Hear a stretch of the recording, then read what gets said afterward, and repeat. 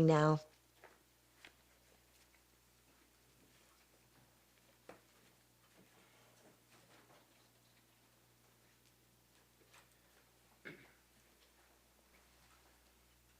Okay, we are back on the record.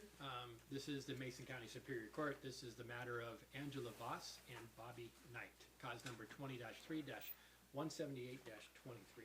Comes before the court today on an ongoing bench trial. It is streaming live on the Zoom channel, and participants are also present here in the courtroom. I understand that we have a potential witness on the Zoom channel by name of Draven Alexander. Would you please go ahead and unmute yourself and go ahead and state your name?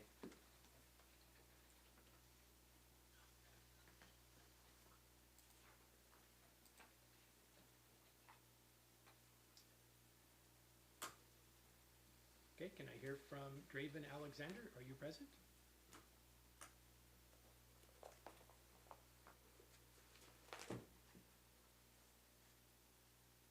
Getting a response. Yeah, I can see that you are smiling and waving, but I'm not hearing anything coming out. It could be your device that's having an issue with the microphone. So what I'm going to want you to do, because your microphone is showing up on the on my screen as active, it's not showing that it's muted. Okay, could you try muting it and then unmuting it again?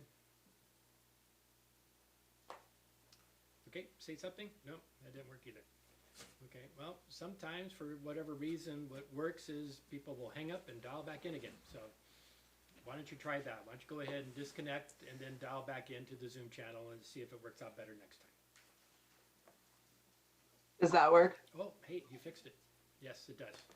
Okay, Okay. I'm just going to, that was just basically a systems check. I'm going to move on now. I have a person who's identified as an observer. I see only a microphone, which means probably by telephone. I just wanted to make sure that the observer is not a potential witness. So in order to find out, I need to have you identify who you are by just muting yourself by pressing *6 on your phone and just indicating what your name is. There is no problem with you observing. I just need to make sure that the record's clear that we don't have a witness, potential witness on the Zoom channel. So observer, would you please go ahead and press *6, unmute yourself, and just state your name.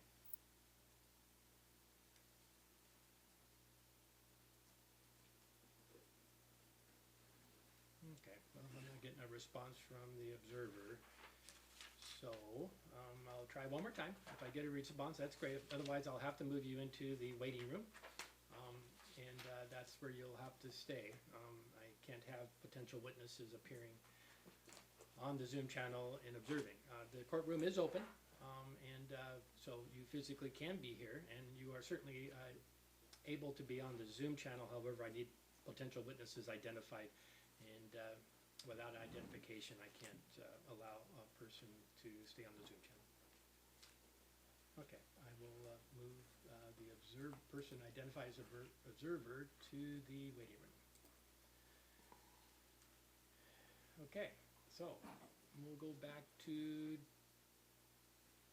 the parties. And before proceeding with witnesses, I'll turn to Ms. Petrie Ramirez, sorry.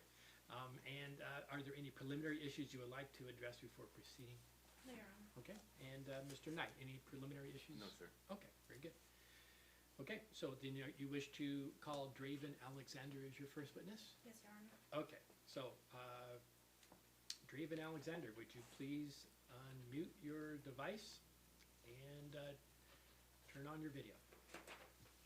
Okay. There you are. And my name is pronounced Draven. And I appreciate you correcting me on that. Okay, and I'll just have you raise your right hand, please. Do you solemnly swear affirm the testimony you're about to give will be the truth, the whole truth, and nothing but the truth? Yes. Okay. I'd like to have you begin by stating your name and spelling your last name for the record. Do I, stating and spelling? Is that what you said? State your full name, Okay. and then just spell your last name. Cool. Draven Alexander, Alexander. Okay. Petrie Ramirez, you may inquire. Thank you, Your Honor. Good afternoon, Draven Alexander. Have you ever gone by any other names? My dead name is Lena Alexander. Lena Alexander. And do you have a preferred pronouns that you wish us to use? They, them. They, them. Thank you.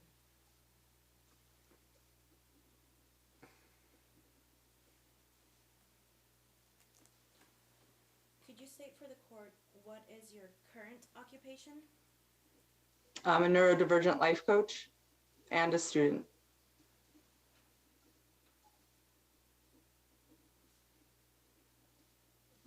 And where are you currently employed? I work for myself.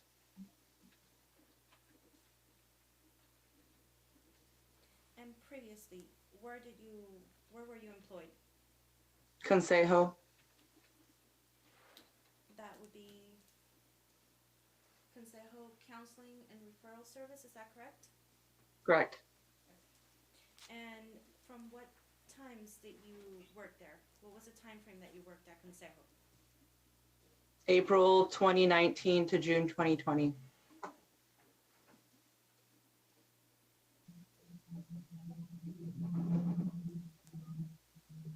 And what is your educational background? I have a master's in education for counseling, and I'm currently working on a PhD in human sexuality.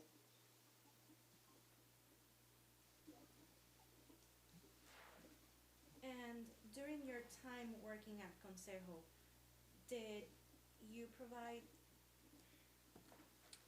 what is your connection to the parties in this situation? I provided mental health therapy for both children. For both children.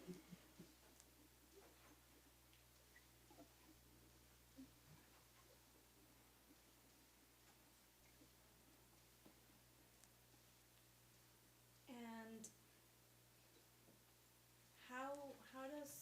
can you explain the process of how clients get to Consejo and how they were assigned to you? The clients had already been assigned to another therapist, and they felt like I might be able to work with them better because I specialize in trauma.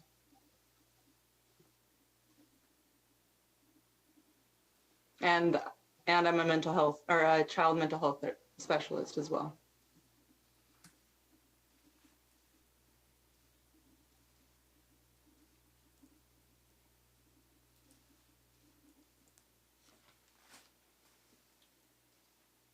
During your time counseling the children, what challenges and issues that you see the children facing?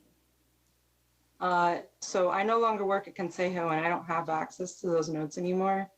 I have no way to reference my experiences.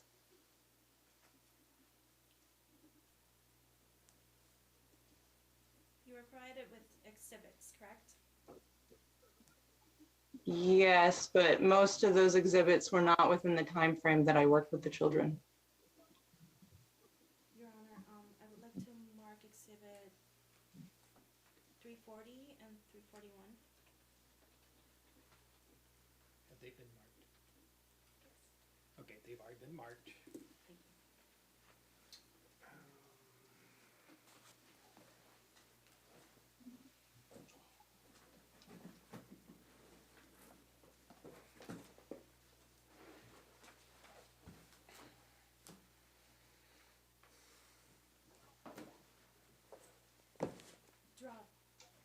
Draven Alexander, do you have those exhibits with you? They were emailed to me this morning.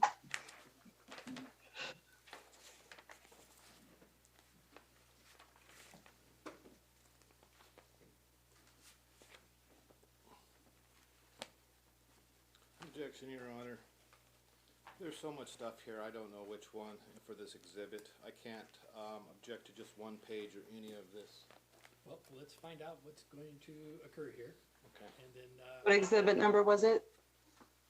Let's start with 340. okay, so, 340 has many pages, I recognize that, but, until something happens, there's nothing for it to court to address on an objection, so you may proceed. I did not perform this assessment. But if you turn to further on,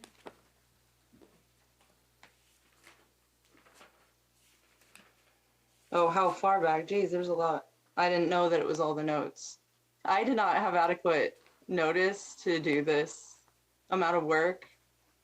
And I have my own private practice and I'm a student. That sounds like a lot to put on me, though I'm not working at Consejo anymore. Objection to the witness for irrelevant. It is non-responsive. It raises concerns by the witness, but I will allow the questions to occur, and the witness can only testify to what the witness knows. and Your Honor, Miss Alexander was the children's therapist when the modification was filed and the incidents that occurred, so she would have access and knowledge to what the children were stating. She will have knowledge of what she testifies that she has knowledge, and be careful how you address her. Go ahead. Oh, sorry. I apologize. My pronouns are they, them as well. Say them. Thank you. Thank you.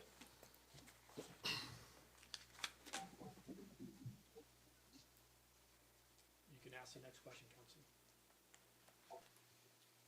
Do you recognize the Exhibit 340 as the Consejo counseling record for Hayden? Yes.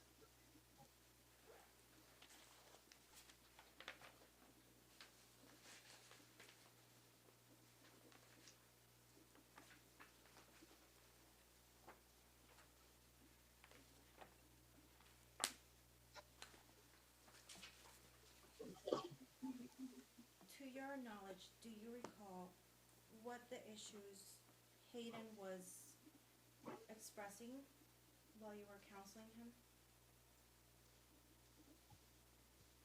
I really don't remember. I had a lot of clients.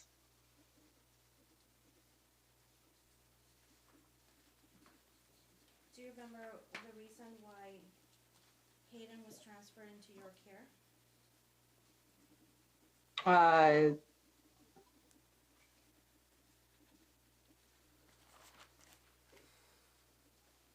The therapist he was seeing was leaving.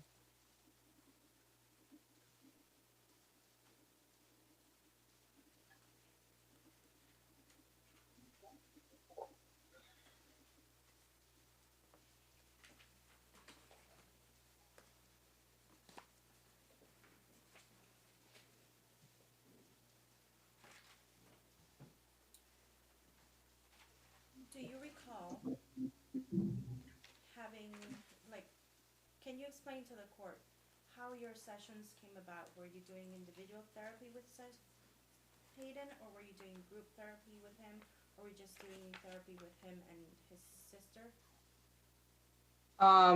I did some individual sessions with him, and I did sessions with him and his sister. Was there a reason that you were doing sessions with him and his sister? I wanted to see how they got along. I wanted to see, let's see, how they interacted with each other, so I could understand.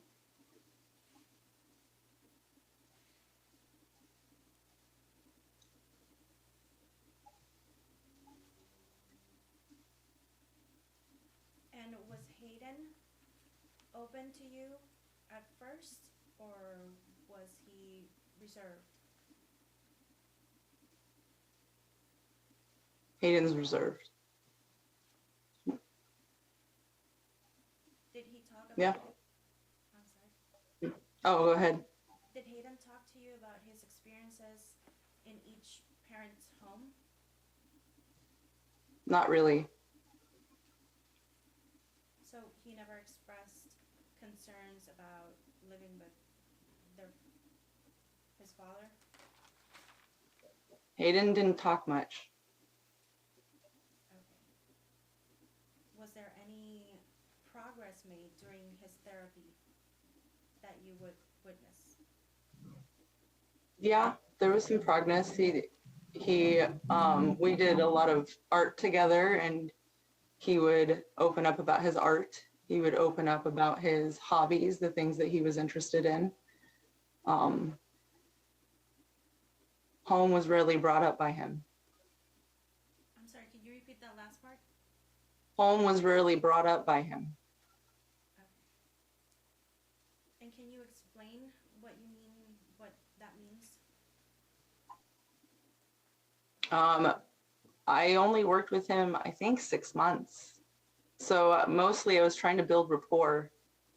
I wasn't working towards any specific like goal to get him to open up about his family, but to find himself, honestly. Okay.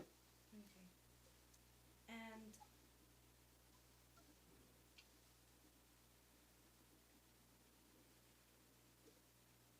can you please describe Hayden to the court? I remember what he looks like. That's about it. And his demeanor during his sessions? I saw him as a shy, introverted person. So, but we would have fun, we would laugh, he would smile. Some days it would be a hard day, but that's normal for most people. Did you talk about, or were you able to talk with him about any suicidal ideation or any incidents that happened with him prior to starting counseling with him? I don't remember.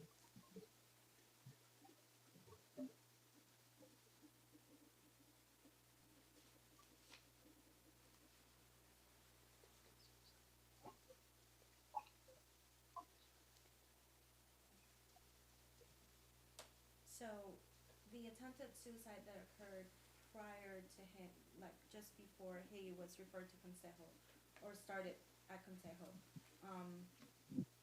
you never addressed that issue with him?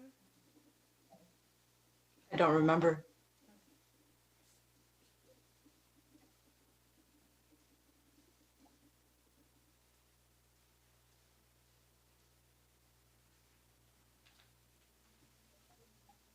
Did he?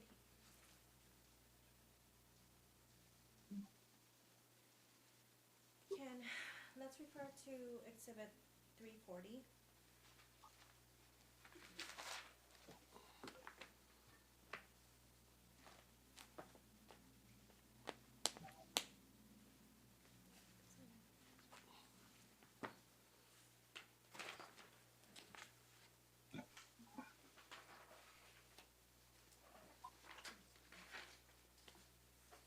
Page 197 of that exhibit.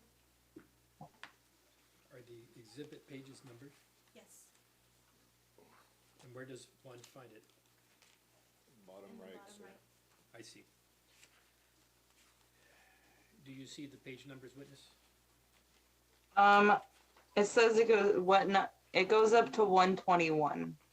Okay, Was it supposed to be? so if you look at the bottom right of exhibit 340, you'll see a number P 172 over 355, and it grows from there. Do you see those numbers at the bottom right in the footer? Oh, yes, I do. Okay, so what number again are you looking to, counsel? 197.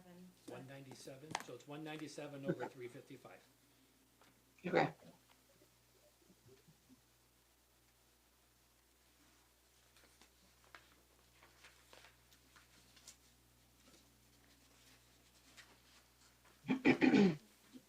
Gosh dang it.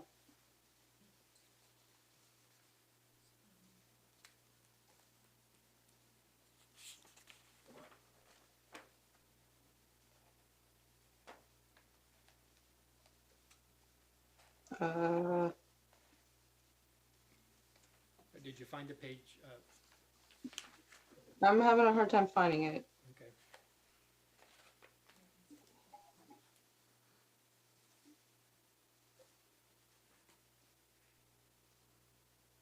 Gosh dang it.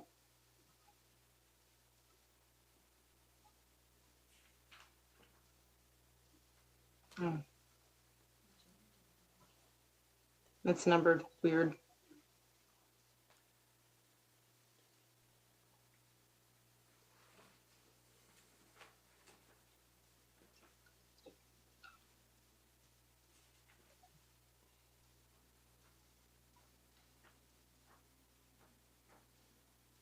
No, it keeps like, it ends at 186 and then goes to a page 1. It's like,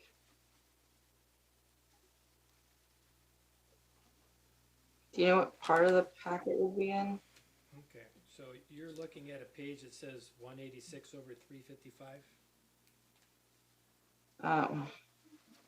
Yeah, Okay, and the next page is not 187 over 3? no, it's 1 out of 32. Oh, okay, well, that is gonna be at the bottom as well, and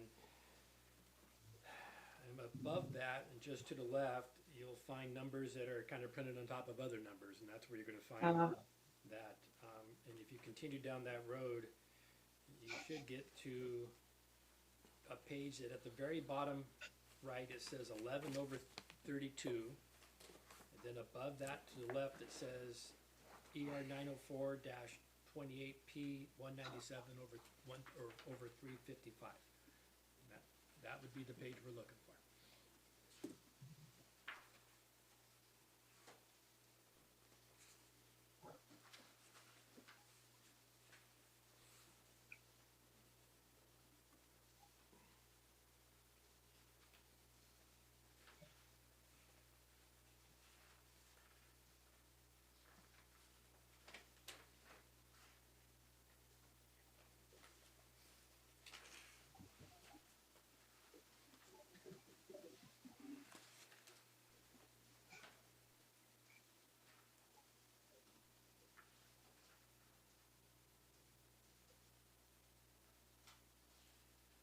It'd be easier if I knew what page number it was on the document, Yeah, because I have to go through every page and there's 121 pages. okay. Well, if you And my thing keeps getting weird. If we take Okay. 197 and we subtract 172, my guess is that we're going to be on page 25. Let's try that.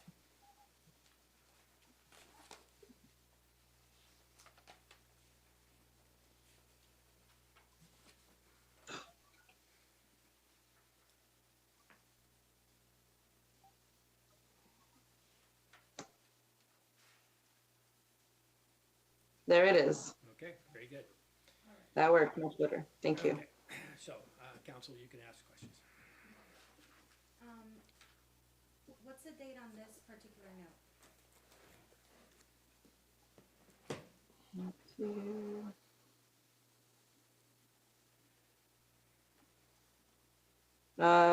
April 23rd, 2020. And is this your signature at the bottom? It sure is. Okay. And do you recall writing this note? Recall? No, I'm sure I did though, because it has my signature. And do you recall when it says that Hayden doesn't feel safe? I see it in the note, Okay. but yeah, like I said, it's been a long time.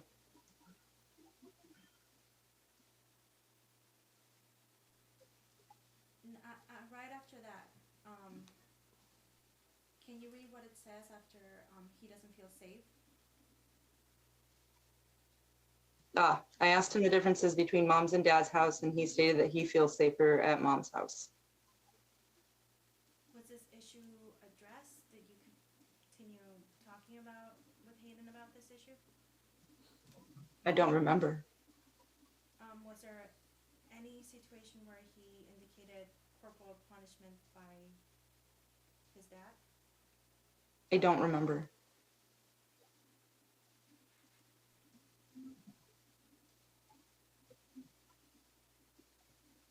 Can you read prior to he doesn't feel safe where it says, where it starts, Hayden reported that Chloe hit?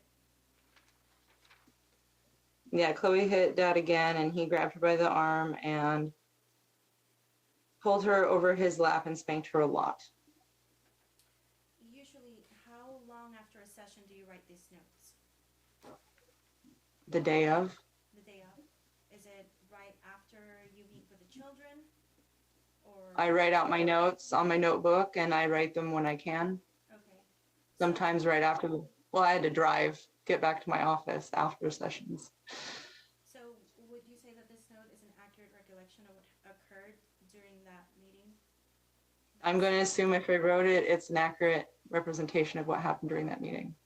Do you have any concerns about the safety of the children when they were at their father's house? I don't remember. Okay.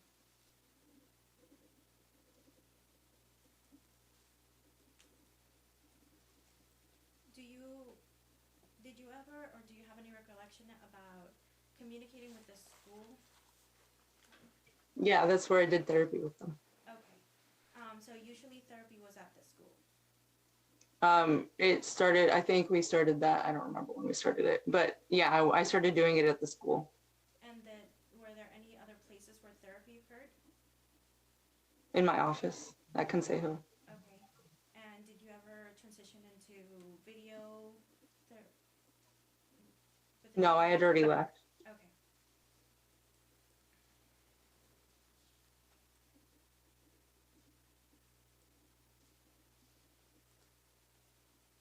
Oh, I did do video with them You did? before I left. Yeah, because COVID happened months beforehand. So yes, I did do video with them. Did you collaborate with the school on starting a 504 plan for Hayden?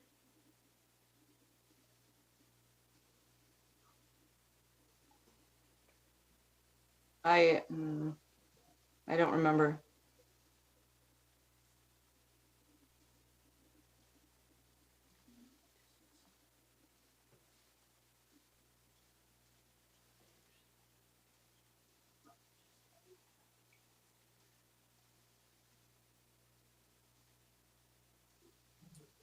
Can you refer to page 216 and 217, collateral note dated Say those page numbers again. 216 and 217. 316 and 317? 216. 216. 216.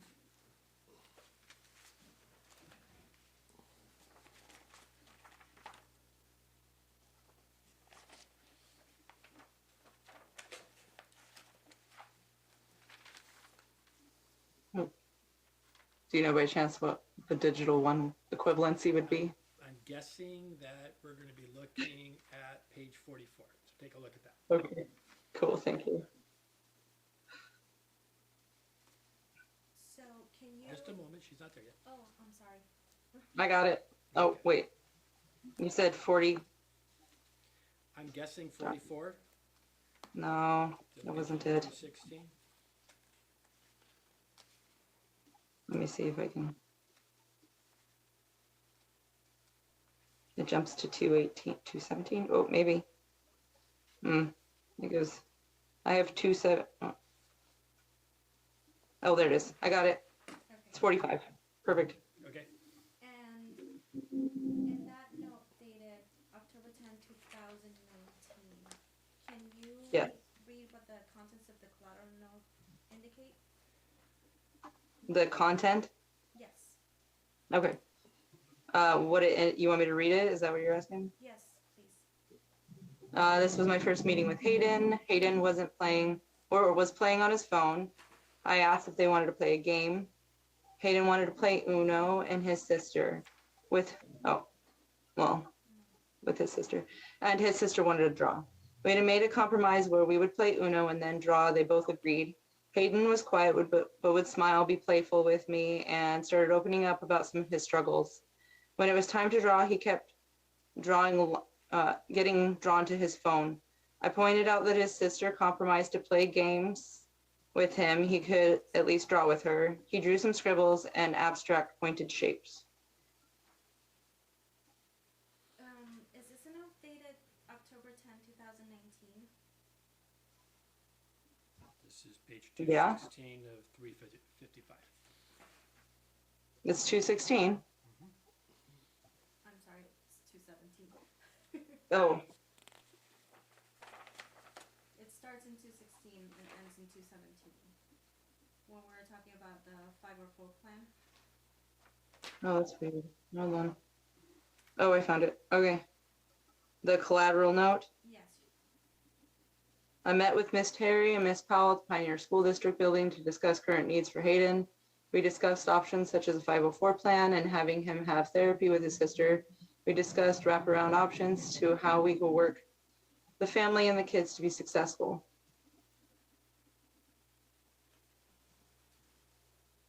So you did collaborate with a 504 plan for Hayden. Evidently I did.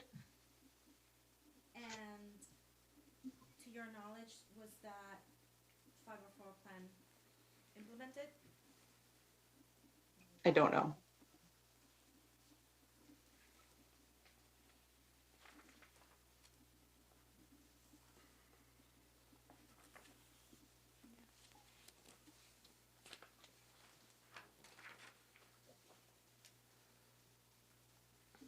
I need to go get my child from school. Okay, so let's talk about Chloe. And so, I'll address the witness for a moment. What is your time frame? And I need to leave in 10 minutes. okay, and Ms. Petrie Ramirez, do you expect to be done in 10 minutes, or do you wish to recall this witness? I don't expect to be done in 10 minutes, but I believe the witness won't be available the rest of this week. I ask for the motion, her testimony to be stricken because I can't cross-examine. So we need to be able to provide time for cross-examination as well, so how do you wish to proceed? Your Honor, this witness testimony is extremely important as she was the counselor that was providing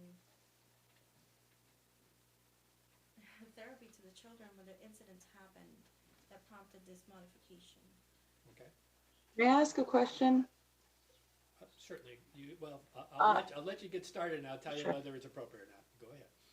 Okay, my question is why do you need testimony from me when you have all my notes Okay. right there? That's fine. This is spending my With respect- time. I'm sorry, ma'am, but I'm sorry I said that. Those type of questions from witnesses can't be answered, okay? Oh, okay. But I just need to know from counsel how she wishes to proceed. I mean, it's Right. for witness counsel, so you need to tell the court how you're gonna proceed. Is there an additional time today where Rob and Alexander would be available? No, I'm a doctorate student and I own my own business and I have 3 kids.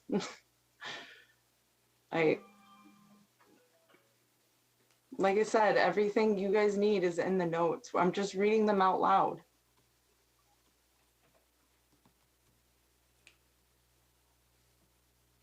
I would need to recall the witness.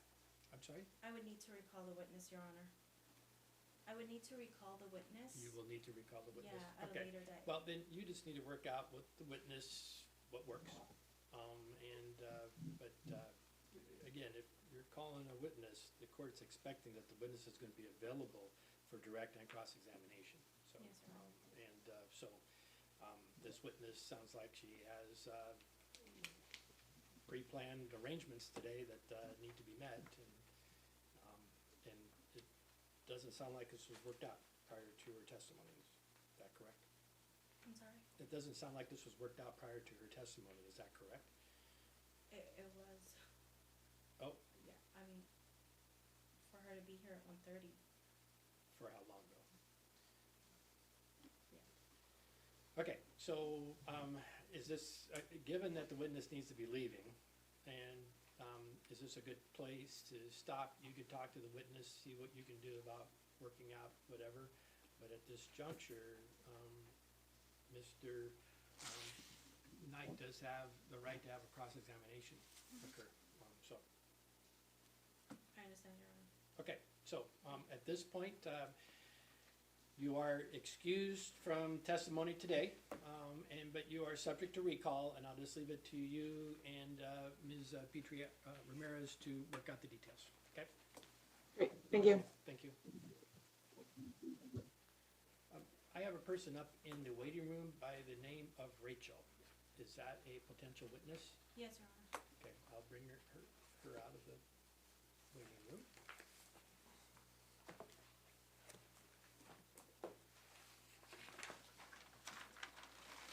Okay, and I have a person, this is Judge Goodell, I have a person that is brought out of the waiting room onto the Zoom channel. Would you please, I see that you're unmuted, but if you would turn on your video and then indicate to the court who you are. Okay, okay. Oh, all right, there you go. There you go. I'm Rachel DeLatour. I'm a licensed mental health counselor, and I did an assessment for Angie Voss. Okay, just a moment here.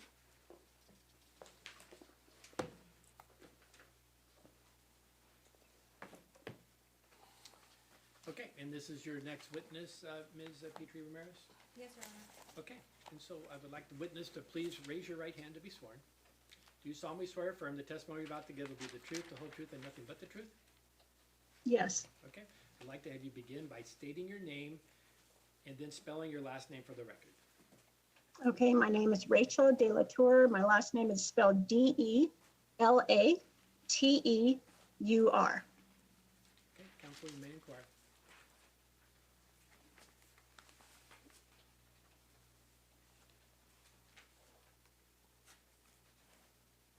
Good afternoon, Dr. DeLatour. Yes,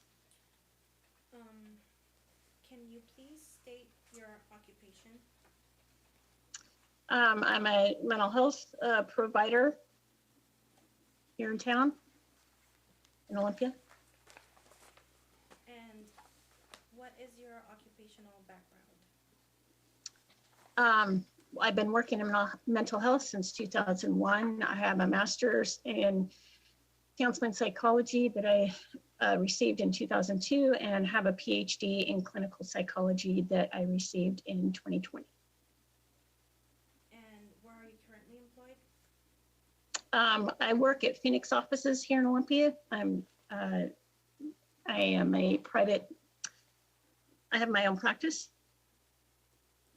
And what degrees or certificates and licenses do you possess? I have my license in mental health counseling, and I'm currently working on getting my license as a psychologist with Dr. Langer is my supervisor for that. And I have a geriatric mental health specialist certificate and various continuing education units. And how many years have you worked in this field? In this field, I've worked since 2001, so 21. And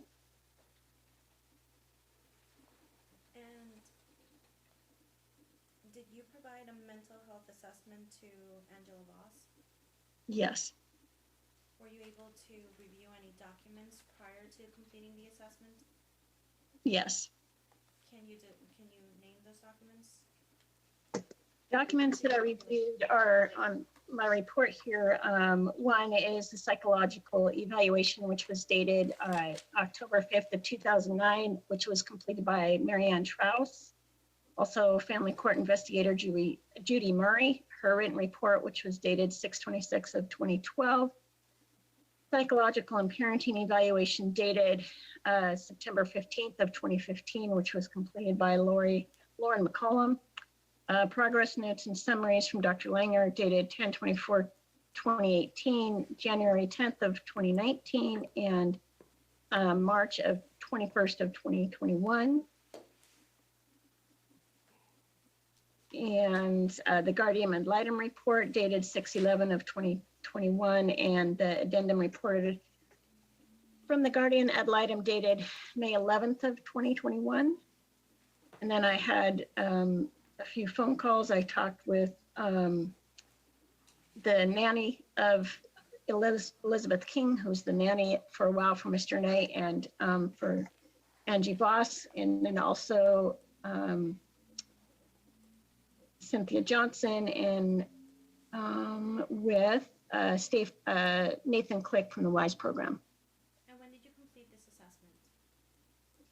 assessment? I completed this back in May of 21. I would like to proceed to mark exhibit 330. I'm sorry, say that. Uh-huh. 330. Exhibit what? 330. Oh, exhibit 330. Okay, gotcha. Just a moment while we get into the book.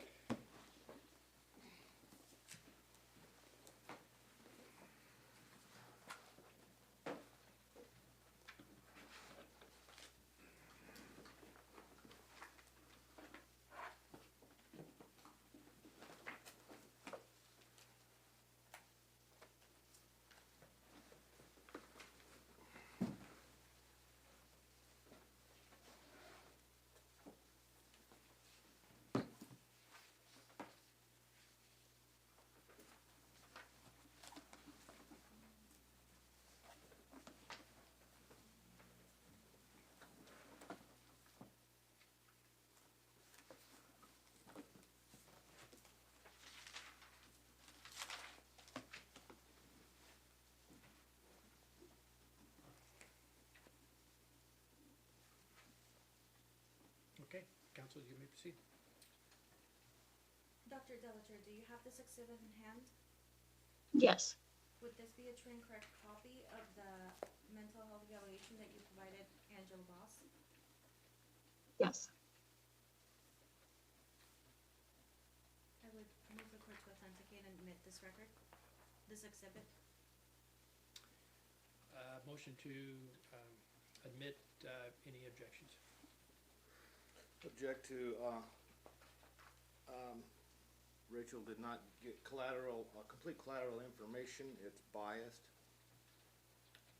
That's content. Okay, so there's two different, the type of objection we're looking to is evidentiary objections. Content is subject to cross-examination and argument. But I'm asking for any evidentiary objections. I can't think of any at the moment. She obviously wrote this for Ms. Voss. Okay, court will admit plaintiff's exhibit number 330. Could you print me an exhibit list? If you did that one already.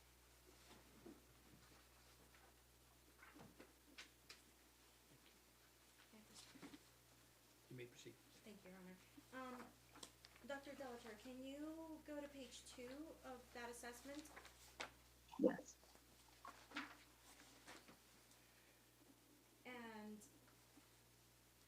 it indicates here that you had a phone call with Mr. Knight on June 26, Yes. 2021. yes, I did. And I forgot to mention that earlier. Okay. So you did speak to Mr. Knight and provide collateral? Yes. Okay. Thank you.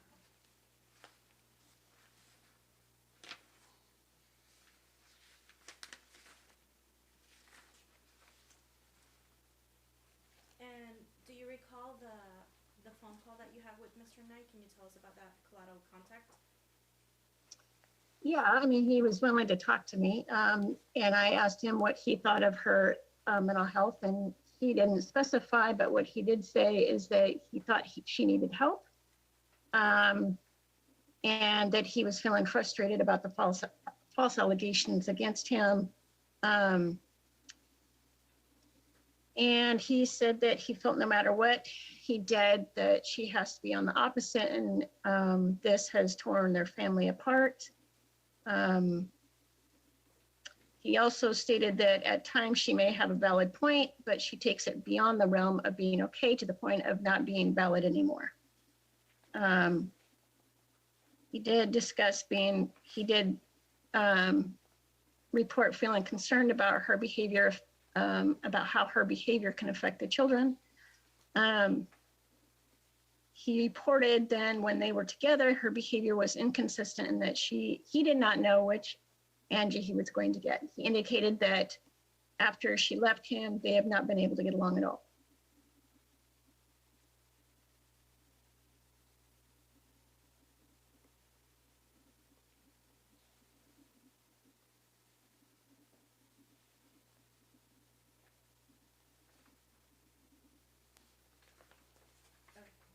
did he mention the exact false allegations that Ms. Voss made against him? No. Did you find any evidence during your assessment of Ms. Voss would be a person that would make up allegations? No, she did not. I did not get any indication of that when I was doing the assessment. And did he state that Ms. Voss had a previous diagnosis? He stated that somebody had. And excuse me, your microphone just cut out. Would you start over where you just? Oh. Let's say it again. I think Oh, you might okay. have turned Is your that head better? on. That's fine. Oh, okay. These Got it. microphones are Okay. a little bit sensitive on our computers. You can say that again. Yeah, absolutely. Okay, so he did state that she had, that one of the people that had assessed her had given her the diagnosis of OCD.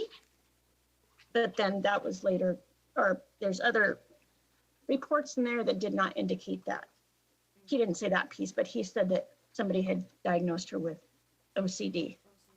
And were you able to review Ms. Voss' previous evaluations? Yes, Okay. And you mentioned that you reviewed a psychological evaluation by Dr. Troxel. yes.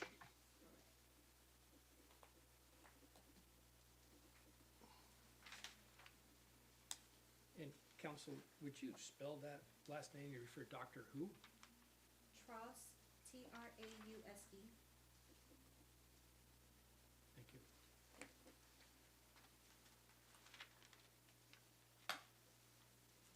Your Honor, I move to Exhibit 305.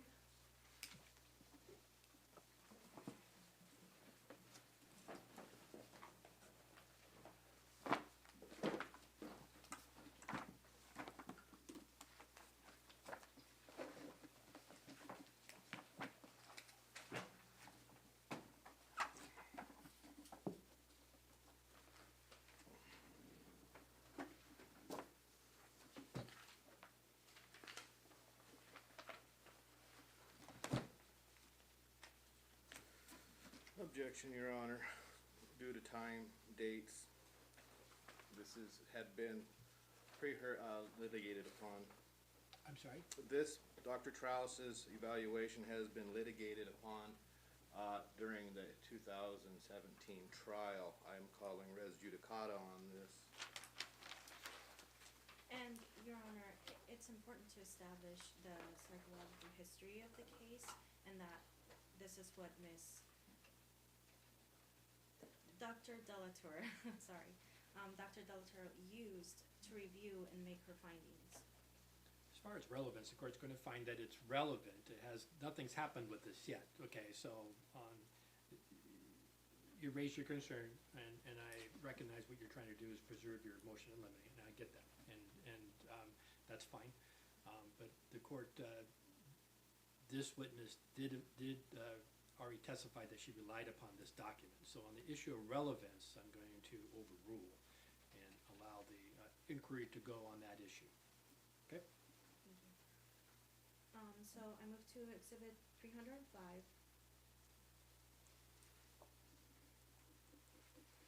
Do you have that exhibit with you? Yes, Is this the psychological evaluation that you reviewed from Dr. Troxel? yes, This was a copy that you were provided? yes. And what from this evaluation helped you reach the conclusions that you reached in your evaluation? Well, in part, she, one of the pieces on page 7, she had talked about the fact that Ms. Voss did have some characteristics of a personality disorder, but did not have a full-on diagnosis. And that in part it was because of her rigid type of thinking.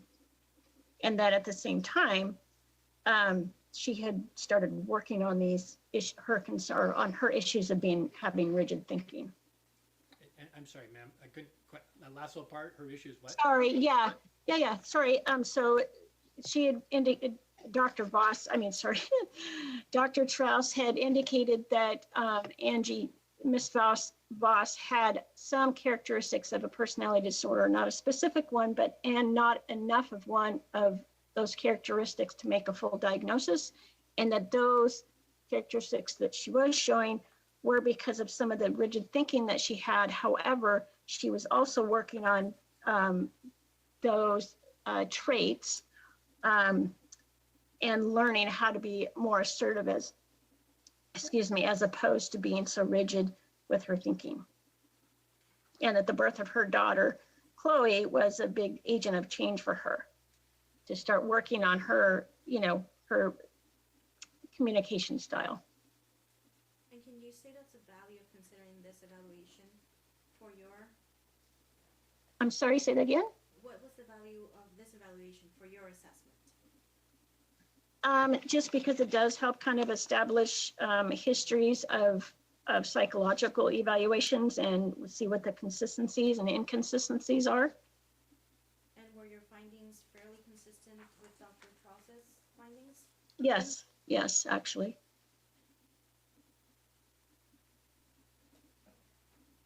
And what is the criteria that you use for a full mental health diagnosis? I had an interview with Ms. Voss and administered the personality assessment inventory and did some collateral work, which is the reports and the people that I called, which are on that list.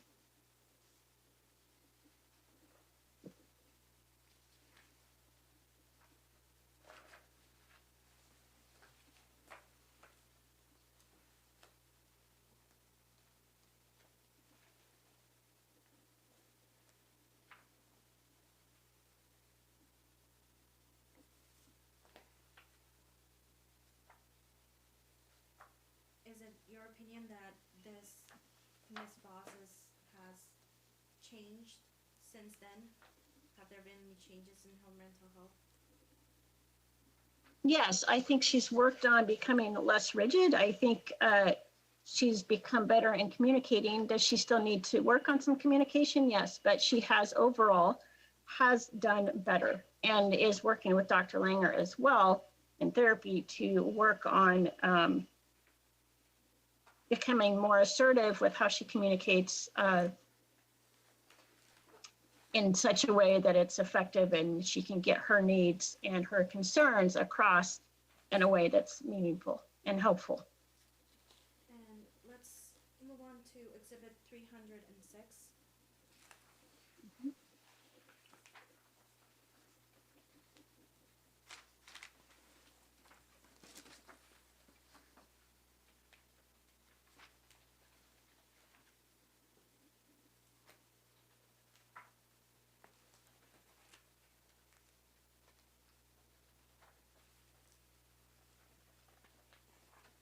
Did you review this report as well? Yes, And is this a true and correct copy of the evaluation that you received for your review? yes. And did you find this evaluation to have any credibility? In some parts, yes. She stated in here that Dr. Weister had felt that she was subjecting her children to unnecessary medical consultations and tests to a degree characterized as child abuse. But when CPS investigated this, it was unfounded. And she also, Your Honor, Yes. this report was written by Dr. McCollum. He's a male. Oh, sorry, you're correct.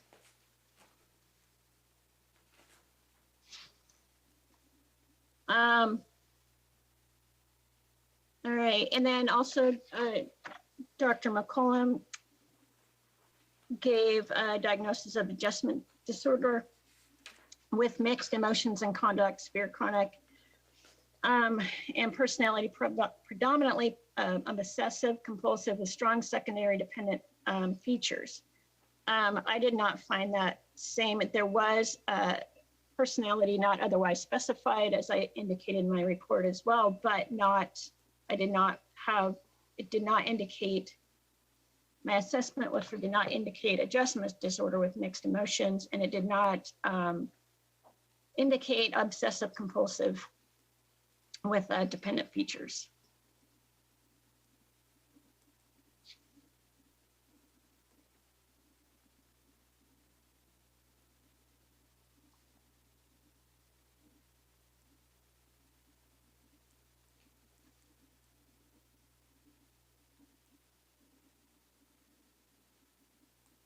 Were you able to look at the DSHS records that were referred to? Yes, Was that part of your assessment as well? yes. Okay. And Would you say that the what records? DSHS records. Oh, DSHS, thank you.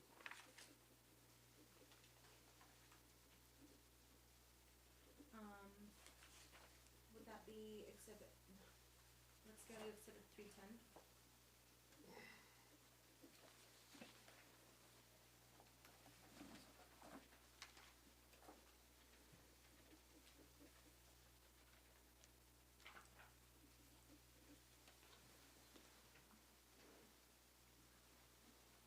And Objection, Your Honor. This is DSH report from 2009, res judicata. I'm looking to relevance counsel. yes, Your Honor, and when she was reviewing, when Dr. Delatour was reviewing the previous psychological evaluations, she did reference the CPS records that, Okay, you can lay a foundation. Go ahead, and I will defer ruling until after you succinct, or until you address foundation. thank you, Your Honor. And are these a true correct copy of the records that you reviewed during your assessment, Yes, cross-referenced with Dr. McCollum's, I'm sorry, with Dr. McCollum's evaluation? yes. And did anything stand out versus what is here in these reports and that evaluation? We still gotta work on foundation, counsel. Oh, sorry, Your Just Honor. because you reviewed it doesn't make it relevant. So, yeah, so the CPS report that was And- dated in 24, I'm gonna pause for a second. We're still working on an objection. oh, too. sorry. And she's working on establishing foundation. At this point, she hasn't, so counsel, you may proceed. Okay. So you mentioned that that Dr. McCollum's evaluation specifically referenced CPS investigation. Is that correct? Yes, sorry, yes. Okay. And what was the importance of looking at the CPS records? Was to establish whether or not she was over medicalizing the children.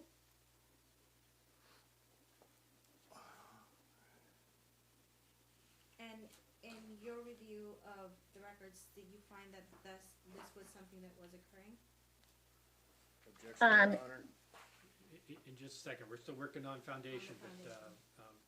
what is your objection, Mr. Knight? She don't have a medical degree. She has for medicine, MD.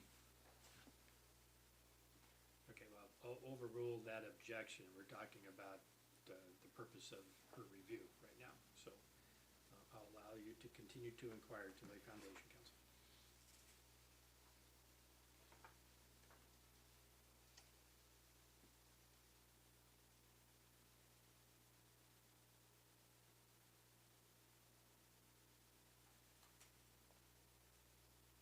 Excuse me. one second.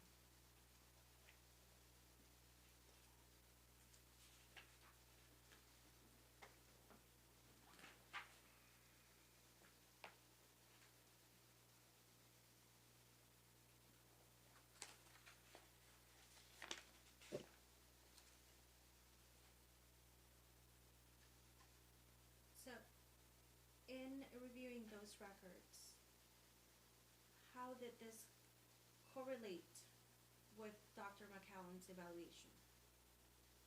So, and there's a letter from the Department of Children and Youth and Family Services that is dated July 23rd of 2020. And it states that the referral, which was concerning the over-medicalizing the children, they stated, DSHS stated that I have included that the finding of abuse or neglect is unfounded. The existing finding has been overturned and changed to unfounded in our records. Okay, let's pause for a second. Objection, go ahead. I do not believe this would be accurate, because Ms. Voss did this on her own. There was no collateral information given. This was simply Ms. Voss going into DSHS with her own side Okay, and making so this happen. remember, there's a difference between evidentiary objections and then argument and ability to cross-examine. Okay, Okay. so I'm looking for evidentiary. That's not evidentiary issue. Right now, there is an evidentiary issue that's presented, and that is relevance, and council is laying foundation. Yes, Your Honor. And so I'm going to allow you to continue laying foundation and let me know when you are completed. So, in reviewing that document, was that document included in the evaluation that Dr. McCollum made? I put it on, yes, on page 4. I mean, I didn't put that actual document, but I have it here, which you guys have also. And I put that these allegations were not upheld by the court and were eventually overturned by CPS in June of 2020. Thank you. Uh-huh. Your Honor, in laying the foundation, what I'm trying to establish is that this psychological evaluation that references CPS records didn't take into consideration all the information, and later it was found that it was unfounded when regards to the concerns of over-medicalizing medical abuse that were highly mentioned in Dr. McCollum's assessment. What I haven't heard, counsel, is whether this witness considered this document in forming an opinion. And so far, all I hear is she reviewed this document and she relied upon Dr. McCollum. Dr. McCollum reviewed this document, and then she had a subsequent review of this document. And you haven't made the connection on foundation. So what I'm concerned about is this witness's opinions based upon what? Yes. And did you rely on these CPS records, Dr. Delatour? Yeah, to work towards for my assessment, yes, I did use those. Okay, objections overruled.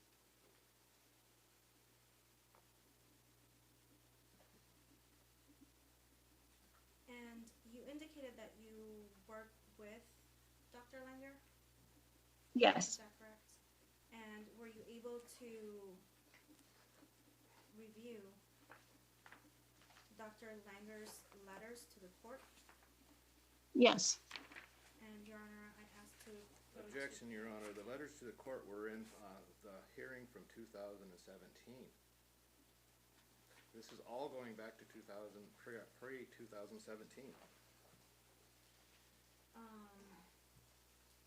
So it's 329. The actual letters that Dr. Langer wrote to the court were dated after the What is the 2017 exhibit parenting number plan. that we're talking about? 329. Oh, it was very close. Okay.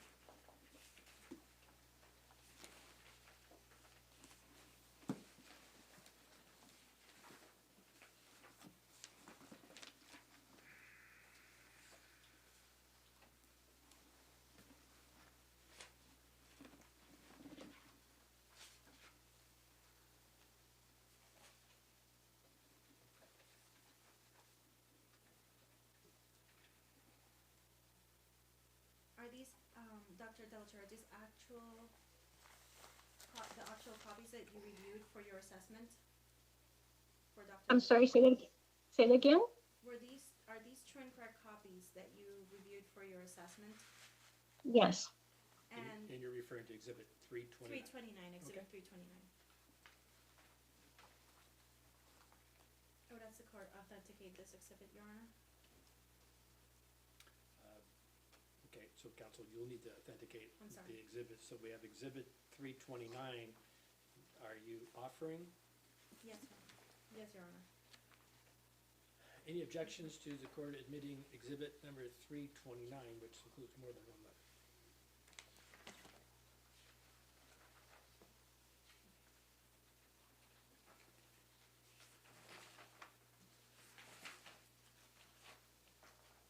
I would say that they're biased, but it's her, her counselor's notes, so yes. I have Again, no what we're objection. looking to is evidentiary objections. And so Um, you're not making any evidentiary objections to exhibit 329? no, Okay. No objections, the court will admit exhibit 329.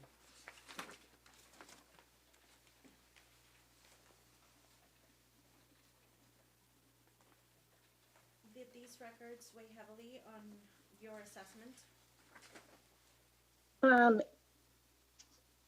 Yeah, I mean, I don't, maybe not heavily, but yeah, they were definitely taken into account.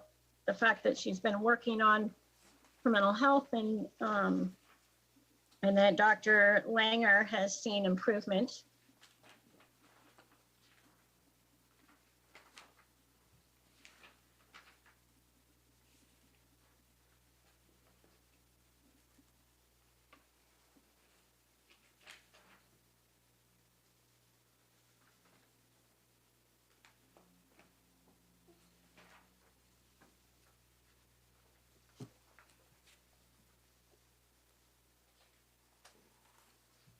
And did you agree with these progress letters offered by Dr. Langer?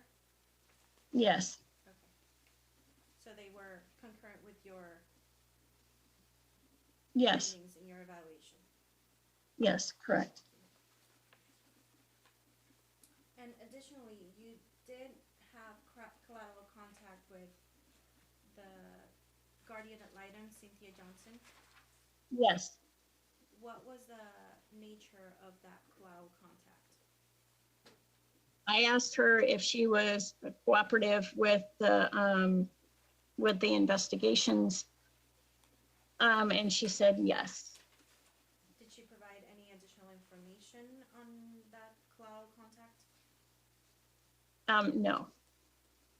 Were you able to review, did you review any assessments that the guardian ad litem made? Reports, I'm sorry. Yes. Which exhibit is that one? I forgot. Which exhibit is that one?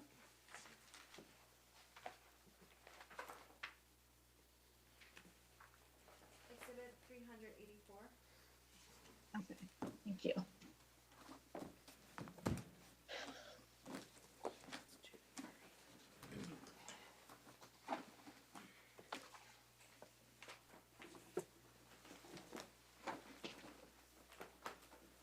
Yes. I did review that, so I'm sorry, what was your question? Let's wait until we all find exhibit 384. Oh, I'm sorry. I'm sorry. That's not the exhibit I was talking about.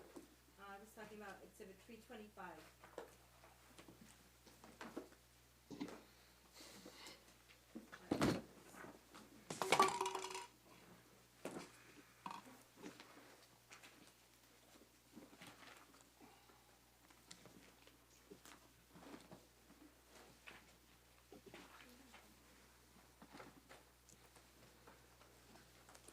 Hold on.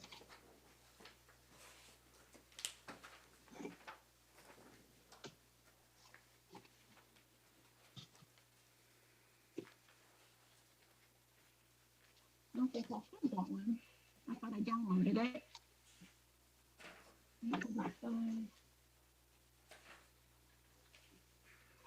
Let me pull it up on my computer. I still have the email.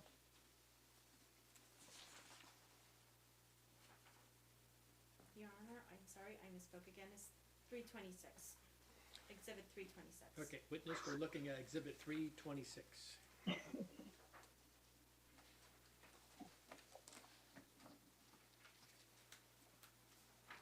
Okay.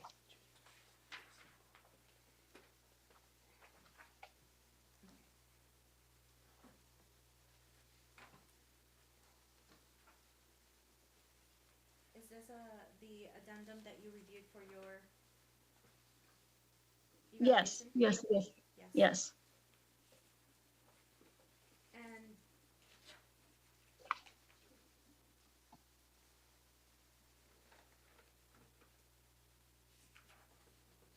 when looking at the recommendations for the GAL, what was your opinion? I'm sorry, what was my what? Sorry, what's that? What did you understand when reading the GAL's recommendations?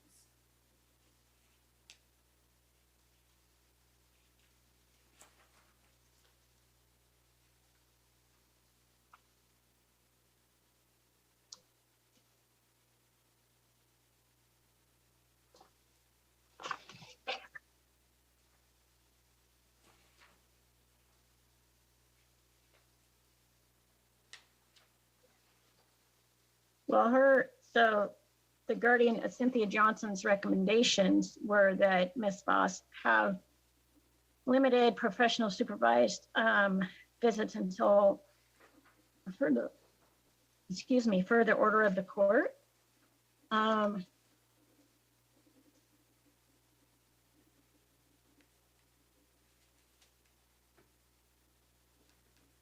I can't speak to her relationship with her children because that's not what my report is for. It's about her mental health.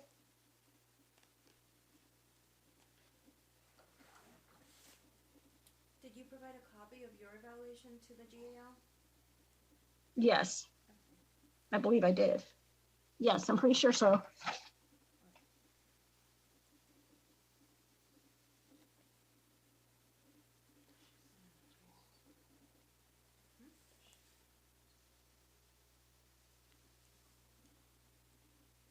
In your mental health evaluation, did you see any reasons that it would be warranted for Ms. Voss to be limited contact with her children?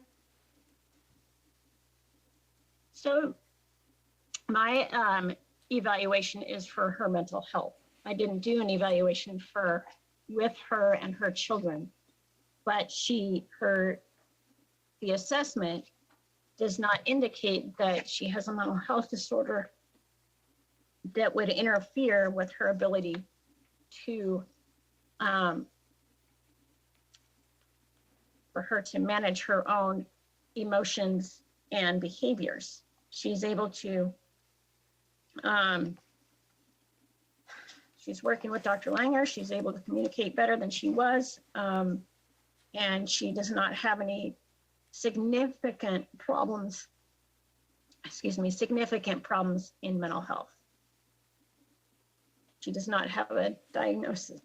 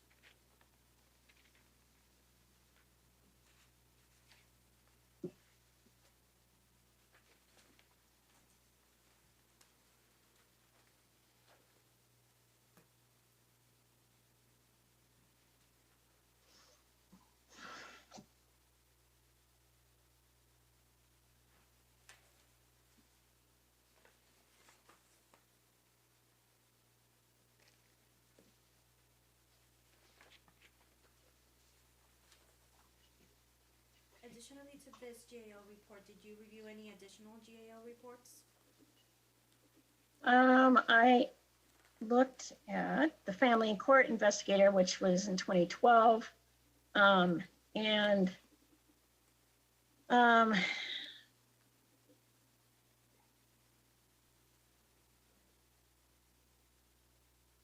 and then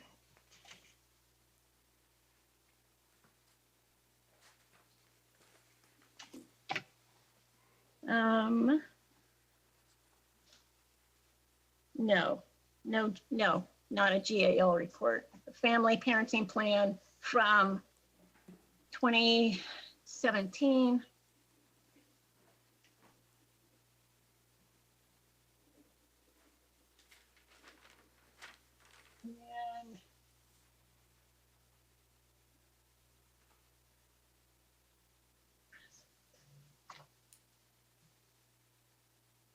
And And in your professional opinion, would Ms. Voss's behavior be cause for concern for the health and well-being of the children?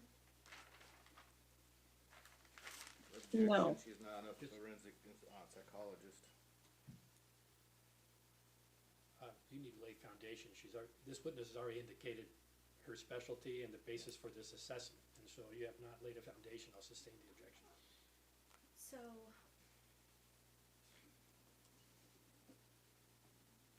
with the type of diagnosis that was provided to Ms. Voss,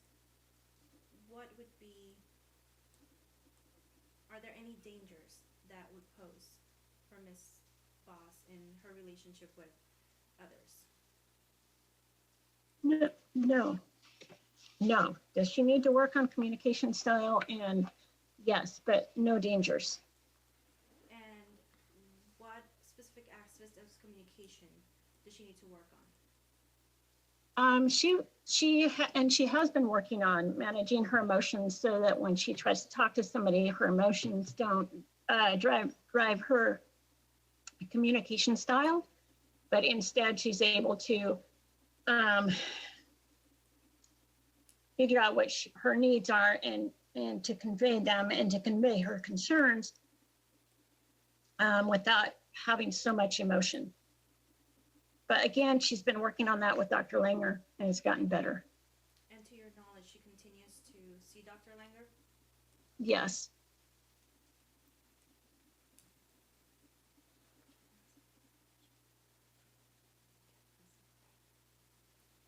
That will be all, Your Honor.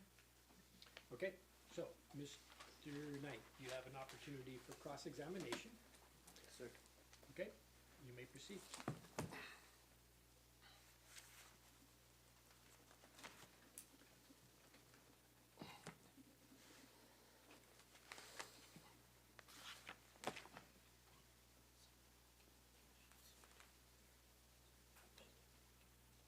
Ms. Delatry, did I pronounce your name correctly? It's okay. It's De La Tour, but that's all right. Okay. First question. How often, or do you know how often Ms. Voss sees Dr. Langer? What I her believe scheduling is? Objection, Your Honor. I do not know that, no. Just a moment, there's an objection. What's the objection? This is a cross-examination and is not relevant to what was previously It was stated. based upon direct examination. Mhm. I'll allow the question. Okay. And I didn't hear the answer, witness. Would you state the answer one more time? Oh, yeah, no. When I did the assessment, at that point, she was seeing him about once a month. Since then, I'm not sure. Okay, thank you. You stated that you had referred to Dr. McCollum's forensic report to help in your assessment on Ms. Voss's mental health. Is that correct? Yes, Okay. Do you know anything of Dr. McCollum? not a whole lot, no. Okay.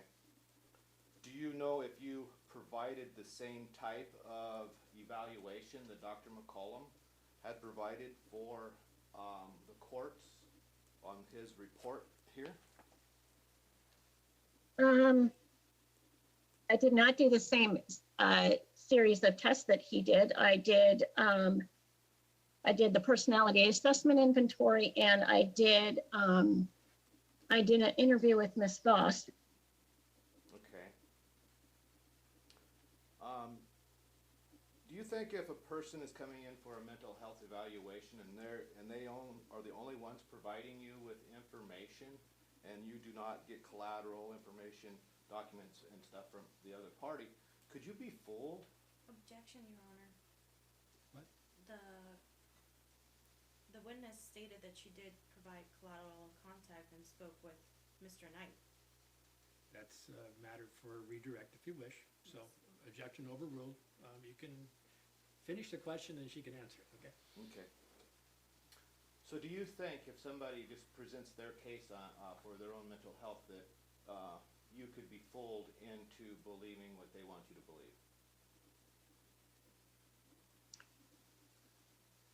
That's a possibility, but there's also psychological is non-biased in the sense that, you know, we do the interviews, we do collateral information, we do, I did the personality assessment inventory.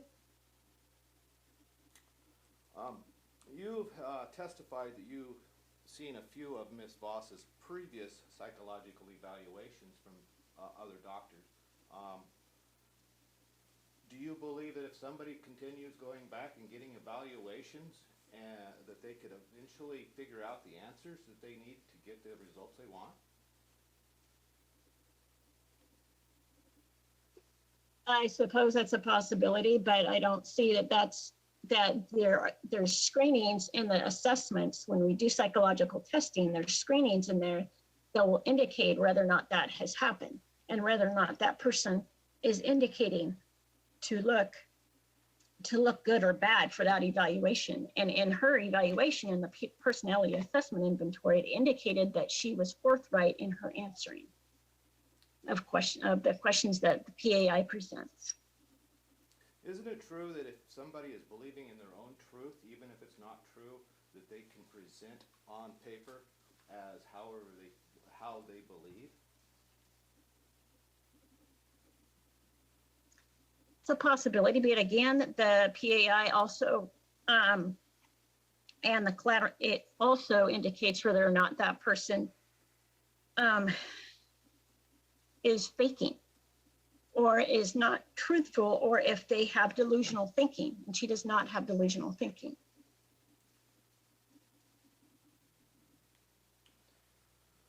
So you're doing your thesis, or excuse me, you're under Dr. Lindgren studying, correctly? Am I correct on asking this question?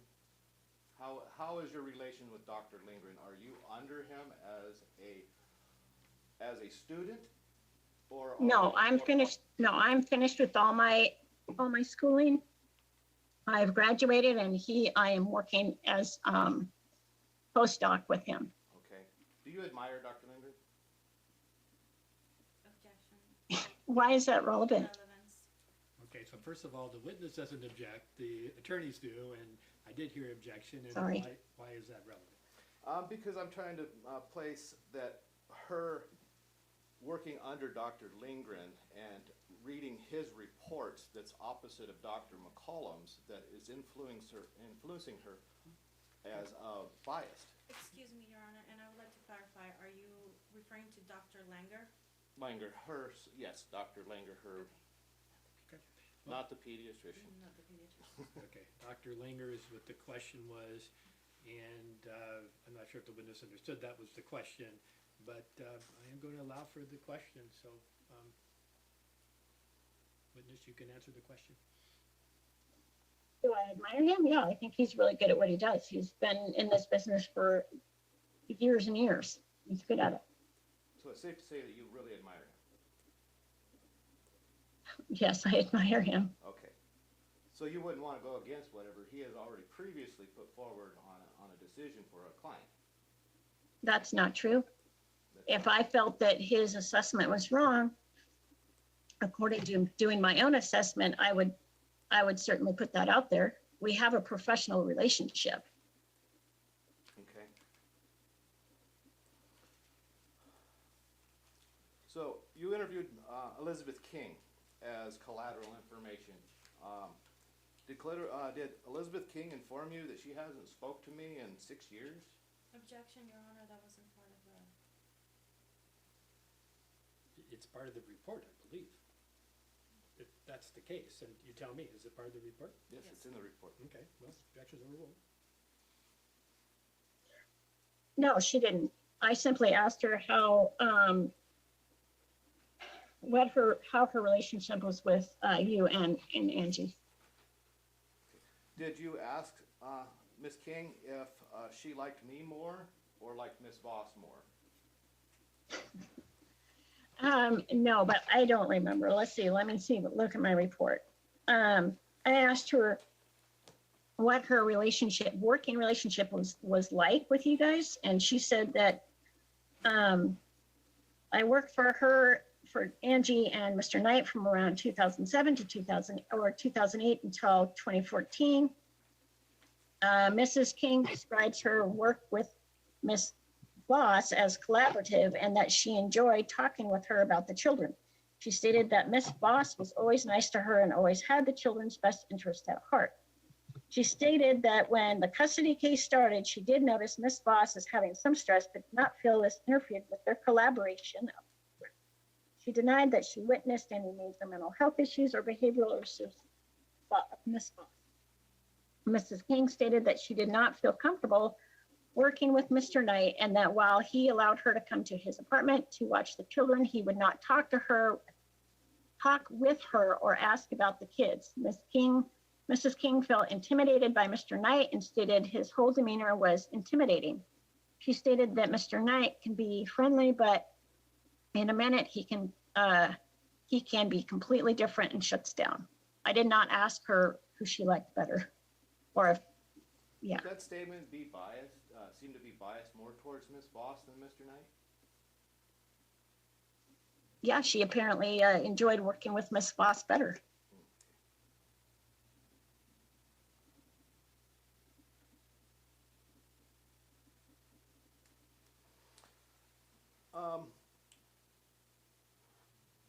Why, during the phone call that you and I had for collateral information, that you did not ask for any documentations for proof or anything for my statements towards Miss Voss? You simply talked to me for about 10 minutes or 15 at the most, and then wrote your opinions down. Why was you not asking for more documentation from me to get the collateral information? Well, I felt that I had plenty of documentation between DSHS and all the court documents that you both have had, that you both had. Was all of these documentations presented to you by Ms. Voss? Yes, and yes, yeah, they were. Do you believe that Ms. Voss has the capability of just providing documentations that benefit her? I believe that she has the capacity to give me the documents that are needed to complete a psychological evaluation. Not everything in the documentation that I received was made her look good, if that's what you're asking.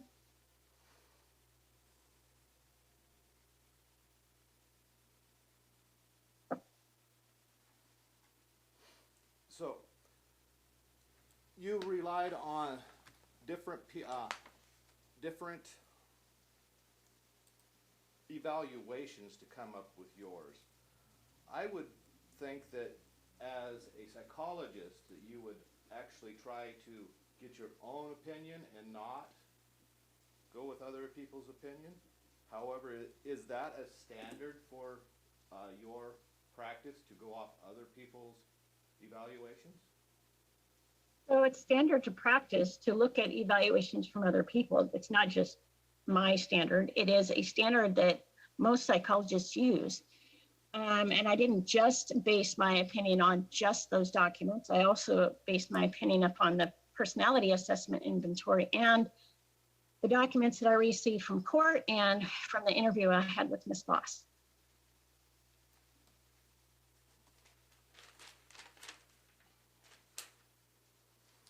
So you stated you believe Ms. Voss has a rigid personality in your report.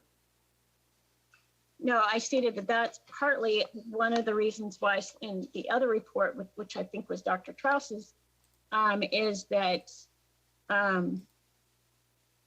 that part of the reason that it indicated that she had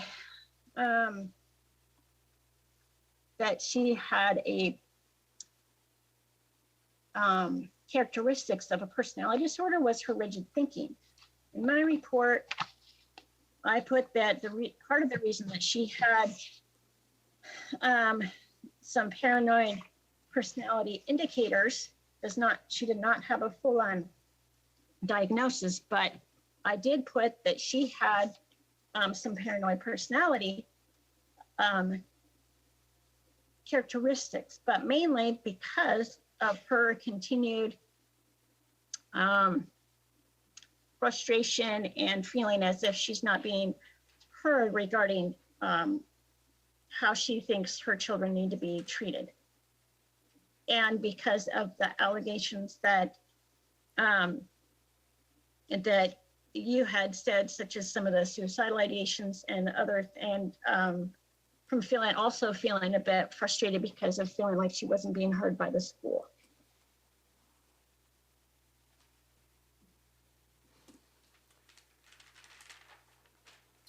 Okay, so on rigid personality, doesn't rigid personality, their personality is restricted around their own rules, and they will make rules that are not realistic, even if it damages their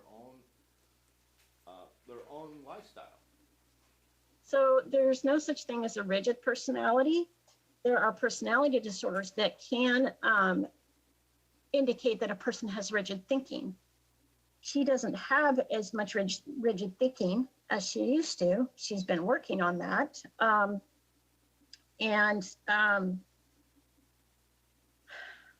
Which a person with rigid thinking does have a certain set of rules, but as I indicated in the assessment, that's something she has also been working with Dr. Langer. Okay.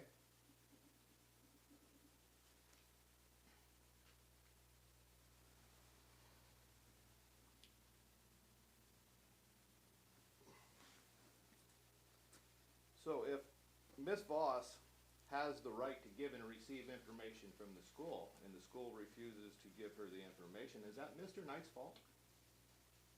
Objection, Your Honor. Is this in the report of this No, witness? Your Honor. Okay. And your objection is relevance? I'm going to sustain that objection. Okay.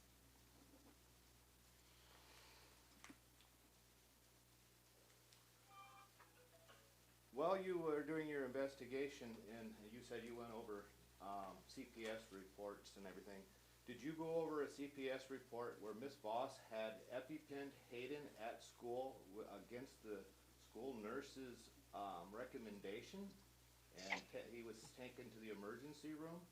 Objection, Your Honor. Due to relevance, that's not something that was included or has been included in the... I think we're finding out. I think he's asking her that question. I am asking if she went over it. Okay. So I overruled the question and overruled the objection and let the witness answer the question.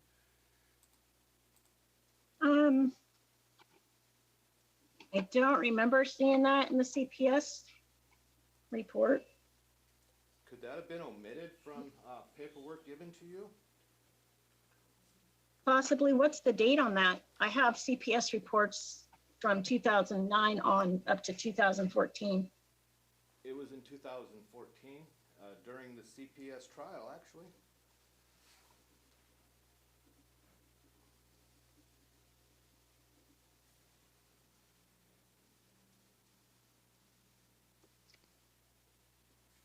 Oh, actually, I have some stuff from 20.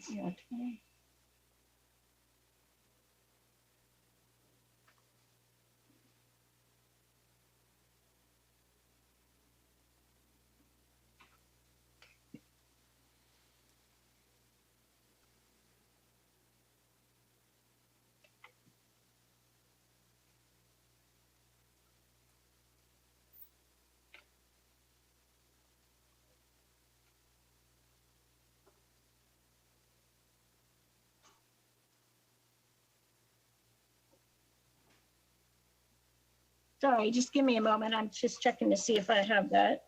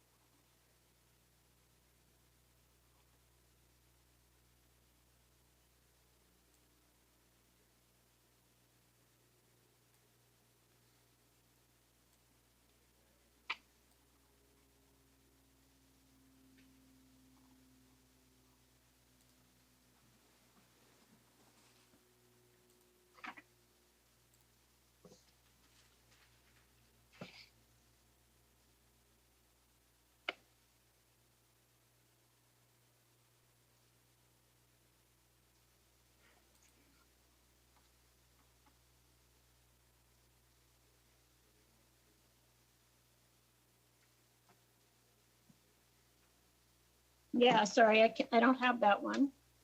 Would it be safe to say that you did not go through all of the CPS files to get a conclusion, if that one was omitted? Well, if I don't have that one. And ma'am, you have to look right into the camera or right. Sorry, into yeah, no, yes, correct, because I don't have that one. Because, okay.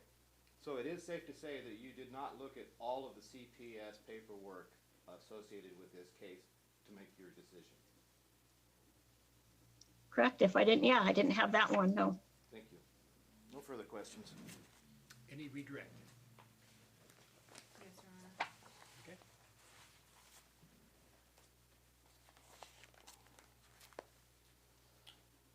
What criteria do you use to decide which types of testing do you do on a person? And I'm sorry, say one more time. What criteria do you use to decide which testing you do with the person that you're evaluating? Well, most people that I've been doing evaluations for are ones that have come through the court in regarding child custody, and one of the parents asks for a psychological. So if there's indicators that the person has a low IQ, then I would do a IQ test. But most people that actually all the people that I've done evaluations on have not had a low IQ. I mean, in the sense that nobody's saying that they are high functioning, have a job and all that. So generally what I do is the personality assessment inventory, and then the collateral and the interviews of the clients. So that's what I do for mental health evaluations for court. And when you did your collateral contact with Mr. Knight, did he provide any additional information? No, I asked him about her mental health, and he just simply said that he would like her to get help. And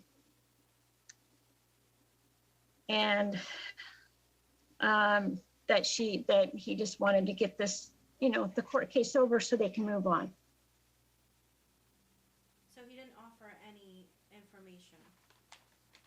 No Additional documentation. No. Objection. I asked if she wanted any documentation. Okay, and so it's not an evidentiary objection. You do have a chance to recross if you wish to ask those type of questions, but I'll overrule that because it wasn't evidentiary. You may proceed, Counsel. That would be all, Your Honor. Do you wish any follow-up questions on recross? No, Okay. I'm done. Okay, any objections to this witness being excused? No, Your Honor. Okay, so you are now excused. And with that, you can hang up from the Zoom channel, but Okay, great. that's your choice. Okay. Okay, thank you. Okay, I do note that we have someone identified as Bisher's iPhone in the waiting room. Is that an expected witness? Yes, Your Honor. Okay, and before we proceed, we need to deal back with the underlying motion in limine. And as I listen to this witness testify, and I look at the petition in this matter, I look at the response in this matter, and I look at the respondent's trial brief, the underlying objection is relevance.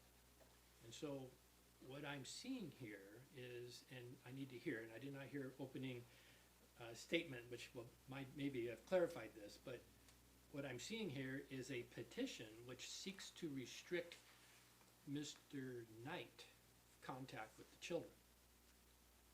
I don't see a response that seeks to restrict Ms. Voss's contact with the children. In fact, in the trial brief, you're basically saying 50-50, correct? That's what I've asked for. That's what it is. And I look back at the August 21st, 2017 Thurston County case, that's what the order says. So what's the relevance of this line of witnesses that are dealing with Ms. Voss's historical mental health and current mental health as it relates to Mr. Knight's restrictions? It goes directly first to the GAO recommendation on the May 11th report, where it asks evaluations and supervised visitation be provided, ordered by the court in regards to her involvement because of her psychological issues. Okay, so there is a evaluation from a guardian ad litem related to a temporary order. How does that relate to the petition and the request of the respondent? You need to connect the dots, counsel.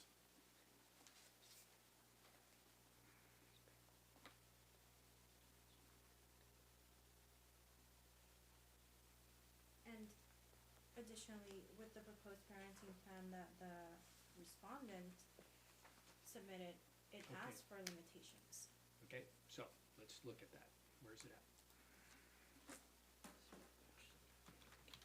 I did put one forward that asked for limitations, but I withdraw that. I wanna go right back to the 50-50 of the parenting plan of, 2017. I wanna leave it the same, maybe change some verbiage. Was that proposed in conjunction with the petition or in conjunction with a temporary order? It was one I put in throughout the last couple of years of this here. She said she wanted restrictions on me. I threw them at her too. It's like, it's just a game of tic-tac-toe. I'm so over it.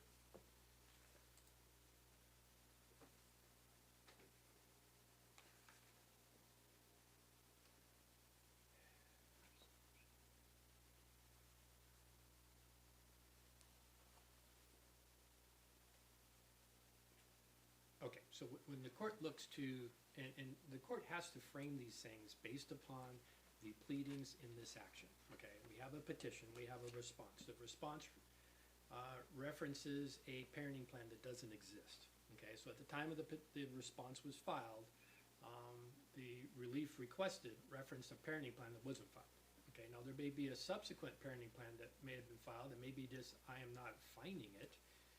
Let me go back to the response.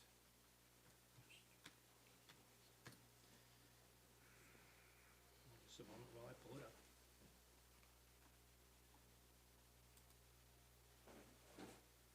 Okay, I got a responsive petition on September 22nd, 2020.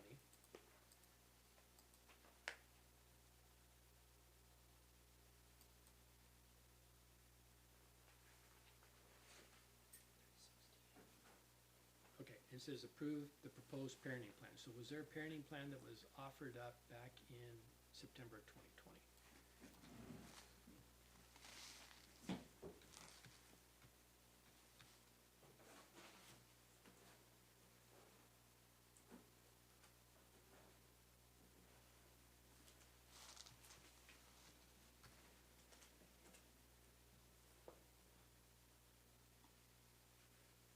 I do see one on September 2nd, 2020 by Ms. Voss.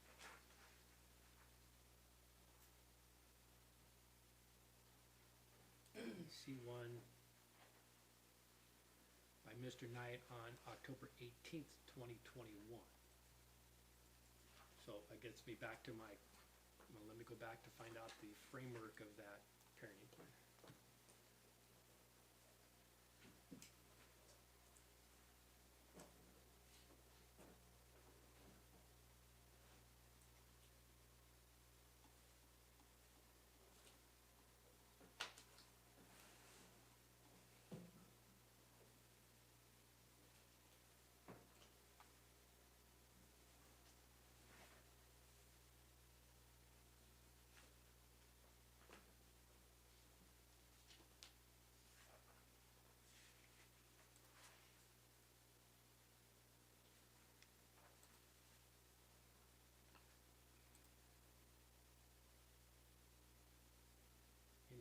And it's in response to a,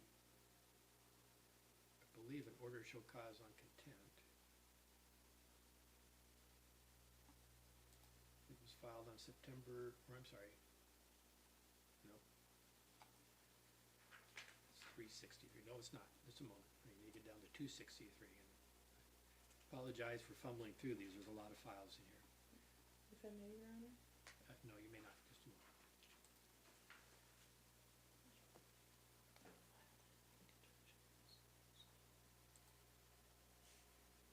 Okay, so you have motion for temporary order allowing move with children, so there's a relocation that has a proposed parenting plan from Mr. Knight, so let's take a look at that.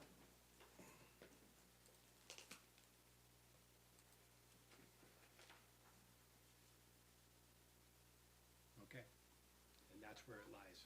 Okay, so what we have is the underlying petition, response, no proposed parenting plan.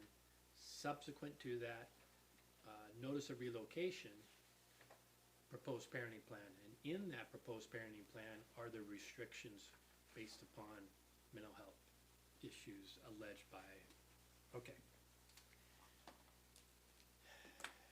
It's always very important to the court to understand the framework where witnesses are being called when the objection is based upon relevance. So it certainly would be relevant given the proposal on relocation, which is before this court in this trial. Okay, so we have a few minutes. Maybe what we should do is take our mid-afternoon recess now, because normally I take it at 3:30, but instead of just trying to start up and then stop. So I'm going to bring the witness in, and that's Dr. Bisher. Dr. Abdullah. Okay. So let me bring in the witness and then explain to witness where we are and what we're doing. The witness thinks he's only gonna be on for half an hour. He's shutting down his practice. It's a GI doctor.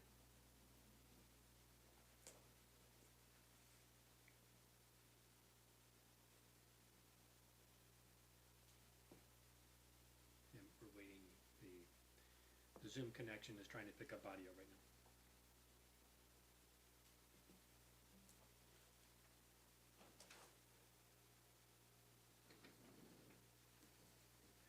Okay, Dr. Bisher, this is Judge Goodell. Can you hear me okay?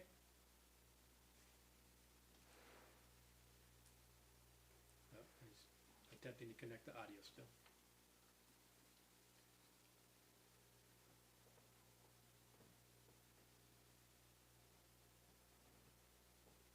And it appears that there is still some difficulty in the connection. It shows a video connection, but it does not show a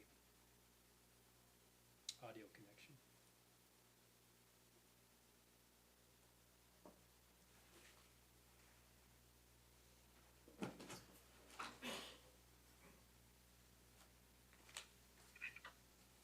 Okay, looks like we have it. Dr. Bisher, this is Judge Goodell. Can you hear me okay? Yeah, I can hear you. Okay, good. There you are. Dr. Bisher, we are in the middle of the trial regarding Ms. Voss and Mr. Knight, and you are being called as a witness, and you came up right at the time of our mid-afternoon break, which is 15 minutes, okay? So it's, All right. It's 3:20 right now, so we are going to start up at 3:35, and then you will be called at the witness at that time. Okay, all right. Okay, so you can just stay right on the Zoom channel. We will be turning off the courtroom feed right now, but you'll just stay on the Zoom channel and we'll pick you right back up at 3:35. So we can go off polygraph Okay. and go off the record, and court is in recess.